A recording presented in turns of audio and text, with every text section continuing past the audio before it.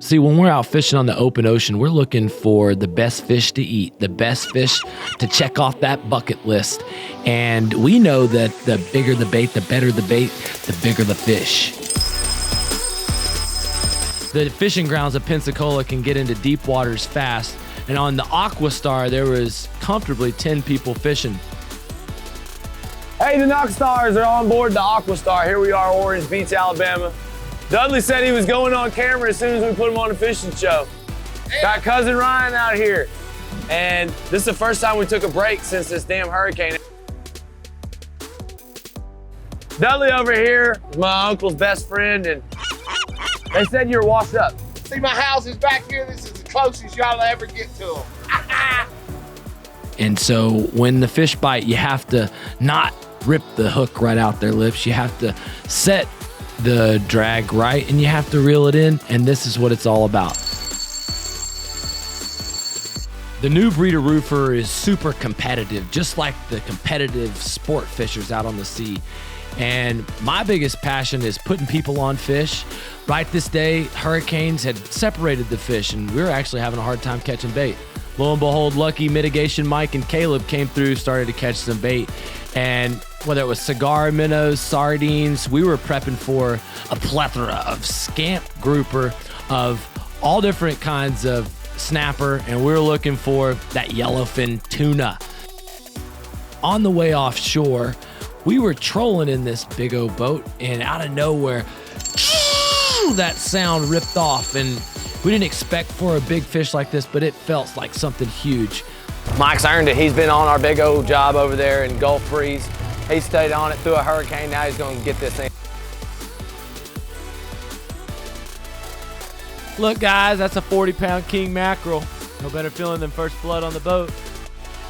And it was Mike Abernathy's first deep sea fishing trip, so we let him reel in the biggest fish of the day. There was a $500 prize for that fish. And let me tell you something about mackerel. It makes the best smoked fish dip money can buy. God, here we go. We're hooked up on amberjack. Young gun Caleb got hooked up on a good fish. We invited him on the trip, not because he's the top earner, but because he's an up-and-comer. He was on Pensacola Beach and weathered an impact. He's a student, a mixed martial artist, a fighter. When he first learned about the business opportunity, he jumped in his car and went to Melbourne. Earlier in the week, I gave Caleb and Ethan such a hard time because they had a deal that they were going hard on for mold remediation. And, you know, I had to look back and say, hey, you know what? You're a little hard on those guys. And that's why I said, Caleb, you better get out here on this fishing trip. He got him an amberjack for his first decent fish. What do you think, Alex? I think we're on them here. Yeah? Ready for the biggest one. There's nothing more exciting than earning money while fishing. And the life of a contractor can be very stressful. Losing projects, investing money. I wanted to catch me a big old grouper because I loved it, me some grouper. And I started getting so pissed off that I wasn't catching no big fish, I was going to do something about it. So I stood at the back of the boat. I started visualizing what kind of grouper I was going to catch. I was sitting over there, sitting over my line, holding my line, thinking about the strike, thinking about the feeling that you're going to get when you hit the strike, thinking about the size of the fish, thinking about the power of the fish. And I'm just feeling what it's going to be like. Yes, celebrating that thing on top of the boat. It was probably 3 to 5 minutes later that my line almost got ripped out. The grouper hits your line. You have a real quick opportunity. You have to get the grouper out of the hole. You have to hold the line stiff. And we'd already had a bunch of fish break off. And I'm reeling in on this grouper. The main thing is I don't want him getting back in that hole. Once he gets in that hole, he can break off the line. I'm reeling it up, and it starts to go. And of course, it was a monster fire truck red grouper, and it's just proof that the law of attraction works. But it only works when you get out of the negativity, when you put yourselves in the feelings. That moment in time, there was no more fulfilling moment as a human being. There's something about accomplishment, about hunting, about being able to eat what you kill, and being able to go out there and be one with the spirit of the earth, manifest the type of fish that you want to do, execute it. I could go out there by myself without captains, and I can have all these good feelings in the world, and I can still have an epic fails because you still need a guide. A lot of times contractors that, want to go about it on their own are like me when I try to go fishing by myself. Yeah, I catch a few fish, But by the time we were done on a 12-hour day, let me tell you what happened. We got a 40-pound king mackerel. We got a damn 20-pound grouper. We got scamp grouper. We got white snapper. We got about 200 pounds full of fish, and we're on the ride home, and we're trolling for literally anything, maybe mahi-mahi, maybe another mackerel. The captain, earlier, I was like, hey, captain, are we going to be able to catch any yellowfin tuna? I'd never caught any yellowfin tuna. He's like, we're not going to be going far enough offshore. We're not going to be going to the tuna ground, so they're not going to catch any tuna. So I was already satisfied with a good day, and we're riding in, and we just hear another whoosh. Line starts getting ripped out, and I noticed my man Alex over there standing by the pole. He must have been manifesting this fish. He set it up perfectly. That was his plan. He caught all the good footage that you're looking at now, and he caught the best fish because as he reeled this thing in, it was an epic yellowfin tuna.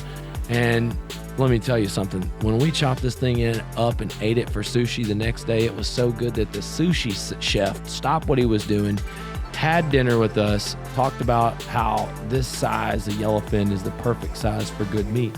And, that's what fishing's all about, because Alex was able to check that yellowfin tuna off his bucket list. He had never caught one before. He'd been on many fishing trips. A yellowfin tuna is a fish, first of all, that I absolutely love to eat. And that's, one of about 5 or 6 fish that I haven't caught yet that I've always wanted to catch. So to be able to come here and do that today with Lee and RRCA, and not only that, with all these guys that are here, because, it's a lot of fun. Everything we do, we have a great time. It's very competitive, and so it was great today to get a chance to be totally surprised with something that we didn't even think was possible here. We had many firsts. We had Mike's first deep sea fishing trip, and he caught the biggest fish. Everybody from Brian Ma, I had so many people talking shit. Hey, Lee's not gonna pay you. But what's funny is I had so many people talking shit about everybody else, about Crest, about Matt Spanton, about let's see, Kevin O'Neill, Apex, them boys, they never build. Everybody's talking shit. If anybody's doing anything, people are hating. Ever since I've been here, all I've been given is opportunity, and I'm taking it to the next level. Daryl, the man who's been on tons of fishing trips, caught the first scamp grouper in his first year in the roofing, is gonna literally do $1 million in sales. Risk and reward. I mean, I literally worked in one place just about all my life. I was in the comfort zone. And being in the comfort zone, hey, I'm not a young guy anymore. When I jumped off the cliff, I jumped off the cliff, and I'm certainly glad I've done it. It's a real opportunity for me to make good money. And Dudley, for the first time, my uncle's best friend got on camera. He's from the old school. He don't like going on camera. He said the only way that you'll get me to share my stories from the OG days is if we go fishing first. So we're breaking him in. We're going to be telling you about how the Hatfield and McCoy journey of my dad and my uncle, forged a new type of family, a new breed of roofer. And we're going to tie that into our future episodes. Doing business with family. Why can't we all get along? I don't know. You were poking fun at Ryan. I'm going to have to beat you up. You can't be making fun of my cousin. Hey. It ain't always pretty in the roofing business. Can you tell them the consequences of roofer burnout? You got to pace yourself, baby. You got to pace yourself. The story of Caleb's first fish. He's been fishing on shore. He's caught sharks on shore, but never offshore. He caught some big fish today on his first offshore trip. Biggest difference between fishing on land and fishing on a fucking yacht with your boys is this is baller shit. You catch big fish and you get to see things you wouldn't see out there. You got to be around the right people to get that opportunity, making the right money. So glad to be here. And me, for the first time, having my cousin, Dudley, this big group, after Pensacola, our office doing $2 to $3 million in sales a week. Our goal for 2020 was 60 million. Our goal for 2021 is 200. We are on pace to catch the most fish, to be the #1 vehicle for catching big roofs, catching wealth in the recession-proof, pandemic-proof insurance restoration market. And I'm here to be your fishing guide, to show you where the opportunity exists, how to get it, how to reel it in. My life is defined by how many people I teach to fish in storm damage restoration. Good. Oh, fresh off the open seas, Captain Jason really delivered here. How are these hurricanes affecting fishing? Well, Hurricane Laura pushed a lot of fish in our area when it hit. Everybody kind of got excited about that, and then Sally hit and blew all the fish back out. You know, the coolest thing is that, you know, you just kept going, man, and I don't know how far offshore were we?